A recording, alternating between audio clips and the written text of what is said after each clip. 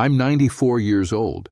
I have lived for nearly a century without ever saying three simple words that could have changed everything for the people I loved most in this world. Three words that stayed locked in my heart, while the people who needed to hear them lived their entire lives wondering if I cared, if they mattered, if they were worthy of love. My name is Edward, and I need to tell you something that took me 94 years to understand. Love that is never expressed is not love at all. It's a secret that dies with you. The people in your life cannot read your mind, cannot see into your heart, cannot know what you feel unless you tell them. I spent 9 decades feeling deep love for my family while acting like a man incapable of emotion, and my silence created a legacy of people who never felt truly loved. You think that love is automatic? That the people who matter to you just know how you feel without being told? You think that providing for someone, protecting them, working hard for them is the same as loving them. You think that saying "I love you" is unnecessary, embarrassing, something only weak people need to do.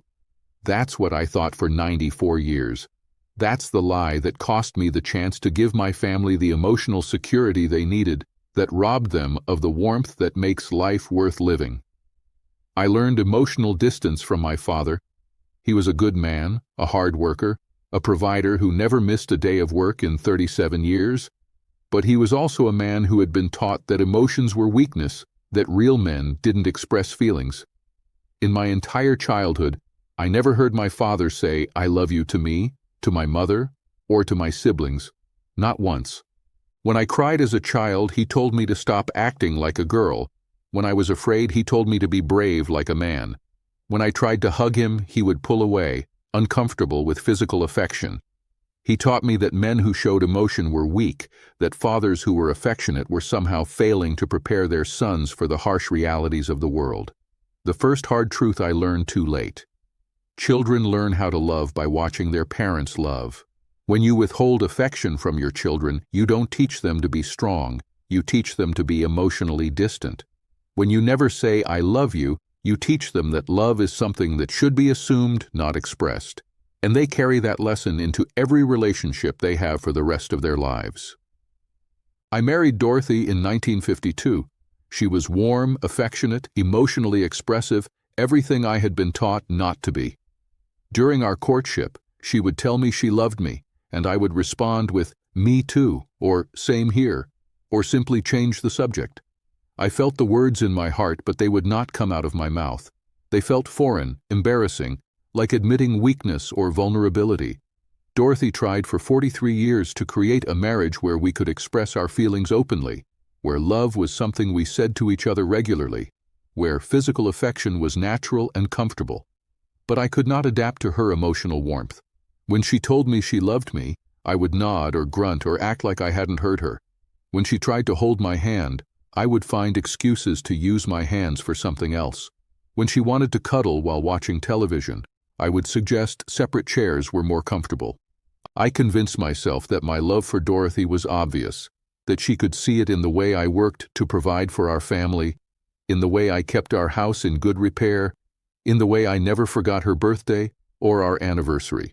I thought that showing love through actions was more meaningful than saying it with words, that a man's devotion should be measured by his reliability, not his verbal expressions of affection. But Dorothy needed to hear the words. She needed the physical affection. She needed emotional intimacy, not just practical partnership. And because I could not give her those things, she lived for 43 years married to a man who loved her deeply but acted like someone incapable of love. The second hard truth: love that is not expressed becomes invisible to the people who need it most. When you never say "I love you," people begin to doubt whether you do. When you avoid physical affection, people begin to feel unwanted. When you treat emotional intimacy like weakness, you create relationships that feel safe to you but empty to everyone else. We had 4 children. Robert was born in 1953, Margaret in 1955, Susan in 1957, and Thomas in 1959. I loved those children more than life itself, but I could not tell them so. I could not hug them without feeling awkward and uncomfortable. I could not express the pride, joy, and overwhelming love I felt for them because expressing emotion had been trained out of me since childhood. When Robert scored his first goal in soccer, I felt like my heart would burst with pride, but all I said was, "Good job." When Margaret won the spelling bee, I wanted to pick her up and tell her how proud I was, but instead I nodded and said it was nice. When Susan played piano at her school recital, I was moved to tears, but I sat stone-faced and told her afterward that she had done well. My children learned to seek emotional warmth from their mother because their father was incapable of providing it. They learned that Dad was the person who handled practical matters but not the person you went to when you needed comfort, encouragement, or expressions of love. They learned that fathers were providers and disciplinarians, not sources of affection and emotional support. The third hard truth: children need emotional warmth from both parents, not just one. When fathers withhold affection, children grow up feeling like half of their family is emotionally unavailable. When you cannot express love to your children, you teach them that love is conditional, rare, something that must be earned rather than something that is freely given. As my children grew older, the distance between us became more pronounced and more painful.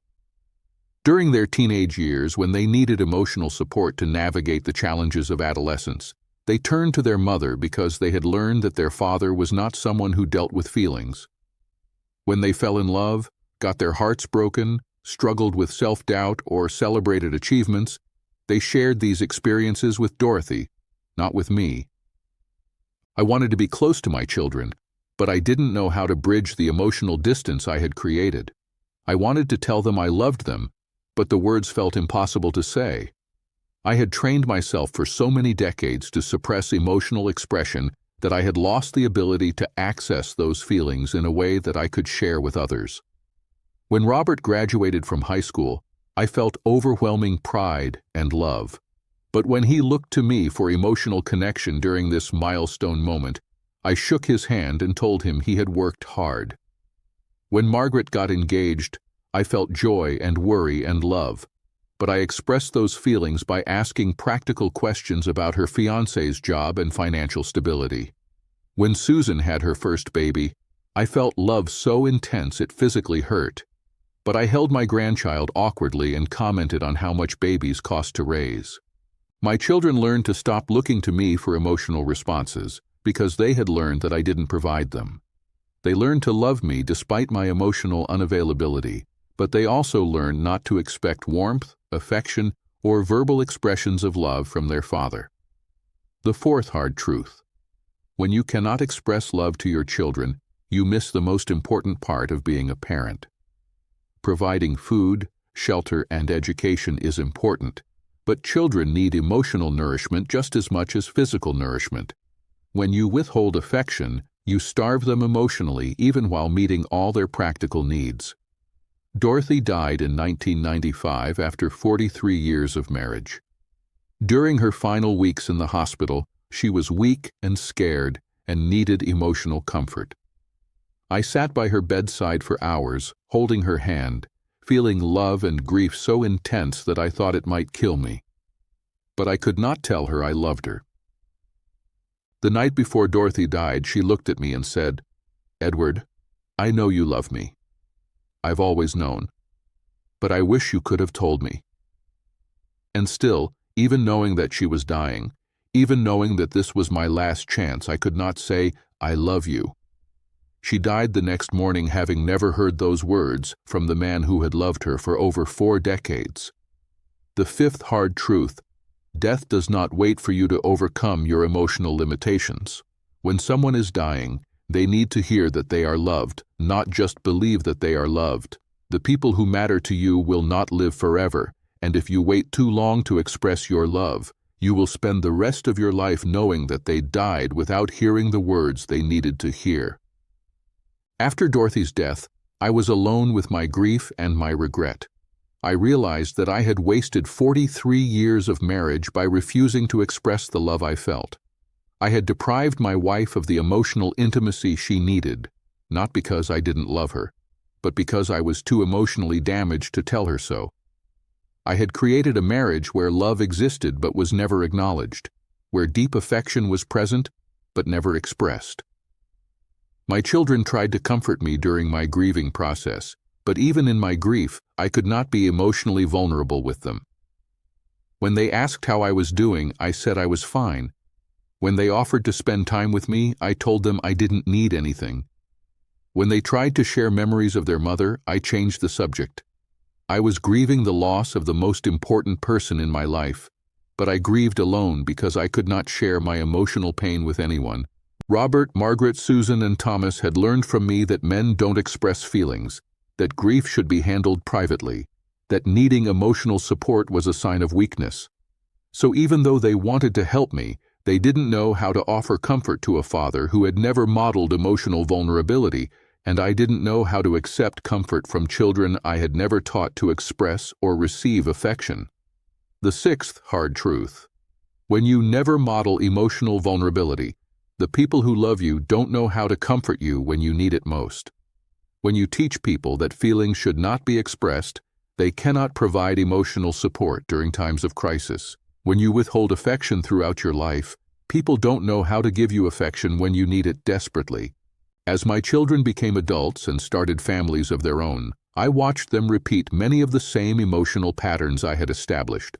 Robert was a good father but struggled to express affection to his children.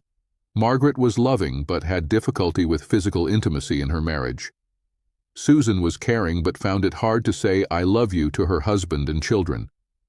Thomas was devoted to his family but showed love through actions rather than words. They had all learned from me that love was something you felt but didn't express, that affection was uncomfortable, that emotional intimacy was unnecessary as long as practical needs were being met. I had passed down my emotional limitations to another generation, creating a family legacy of people who loved deeply but could not express that love in ways that made others feel loved. When my grandchildren were born, I felt love so overwhelming that it physically hurt. But I could not express this love in ways they could understand and appreciate. I was an awkward grandfather who provided practical gifts but could not provide emotional warmth. I attended their events but could not celebrate their achievements with the enthusiasm they needed. I cared about them desperately but appeared to be indifferent to their emotional needs. The seventh hard truth: emotional patterns are passed down through generations. When you cannot express love to your children, they struggle to express love to their children. When you withhold affection, you create a family legacy of emotional distance that affects not just your relationships, but your children's relationships and your grandchildren's relationships. At 85 years old, I finally tried to change. I tried to tell my adult children that I loved them, but the words felt foreign and uncomfortable after decades of emotional suppression. I tried to hug them, but physical affection felt awkward and forced. I tried to be emotionally supportive, but I didn't know how to comfort people because I had never learned to comfort or be comforted. My attempts at emotional expression felt artificial to my children because they were so different from the father they had known for their entire lives. They appreciated my efforts, but they could not easily accept affection from someone who had withheld it for so many decades. They had learned to protect themselves from disappointment by not expecting emotional warmth from their father, and learning to accept it required unlearning 40 years of emotional self-protection. The eighth hard truth: learning to express love late in life is possible, but difficult for everyone involved. When you have withheld affection for decades, suddenly becoming affectionate feels awkward and unnatural. When you have taught people not to expect emotional warmth from you, they struggle to accept it when you finally try to provide it. I see other elderly men who have warm, affectionate relationships with their adult children and grandchildren. These men hug their families, tell them they love them, express pride and joy and emotional connection without embarrassment or discomfort. They have something I never learned: the ability to be emotionally vulnerable, to express love freely, to show affection without feeling weak or uncomfortable.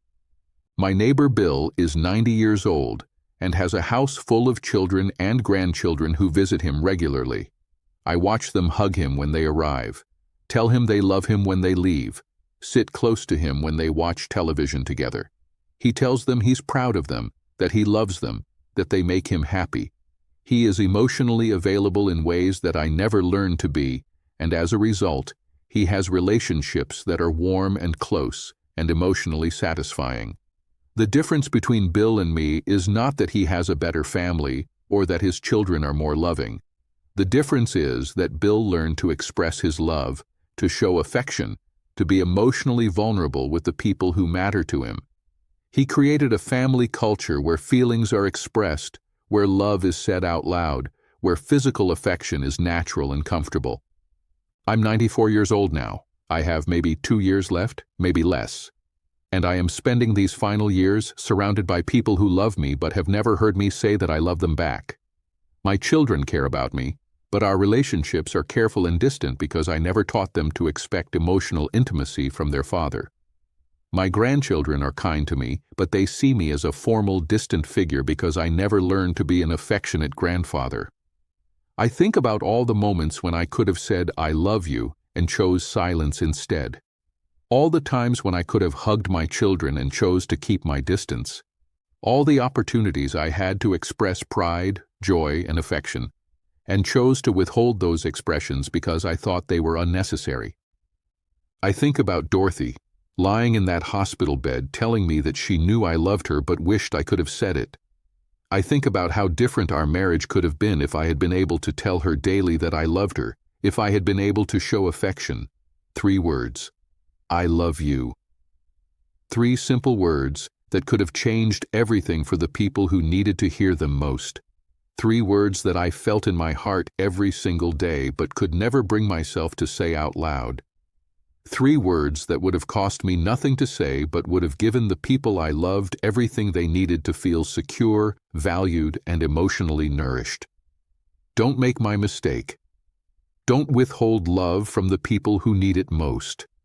Don't let fear of vulnerability prevent you from expressing the most important feelings you have. Don't wait until someone is dying to wish you had told them you loved them. Tell the people in your life that you love them. Say it out loud. Say it often. Say it without embarrassment or discomfort. Hug them, hold them, show physical affection even if it feels awkward at first. Create emotional intimacy, not just practical partnerships. Make sure the people who matter to you know that they matter, that they are loved, that they bring joy to your life. Your children need to hear that you love them, not just believe that you do. Your spouse needs emotional warmth, not just practical support. Your family needs affection, not just provision. The people who love you cannot read your mind, and they will not live forever.